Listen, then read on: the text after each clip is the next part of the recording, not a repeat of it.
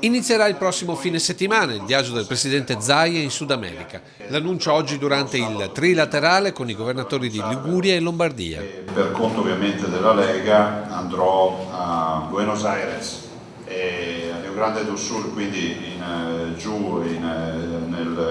in Brasile, per parlare di referendum e per incontrare le nostre comunità. Terzo vertice tra governatori in vista dell'incontro con il governo di giovedì, dove Veneto, Lombardia e Liguria presenteranno i loro bilanci, chiedendo con forza che siano di riferimento per le altre regioni. Una corretta gestione del denaro pubblico alla quale, secondo i tre presidenti, non corrisponde un corretto intervento da parte del governo, che taglia su servizi essenziali come la sanità, non riuscendo però a contenere il debito pubblico. Abbiamo firmato una proposta che facciamo direttamente al governo Renzi di legge di stabilità che dice regionalizziamo il debito pubblico, applicate i costi standard sulla sanità, ma non solo, fate in modo che tutti siano virtuosi, basta gli sprechi. C'è un punto iniziale che dice dare l'autonomia a tutti quelli che la chiedono. Le regioni italiane sono tutte belle e sono tutte speciali, occorrerebbe che ove i governanti e i cittadini lo vogliano si possa amministrare di più e meglio il denaro di queste comunità all'interno dei loro confini. Un'occasione, quella di oggi a Catron,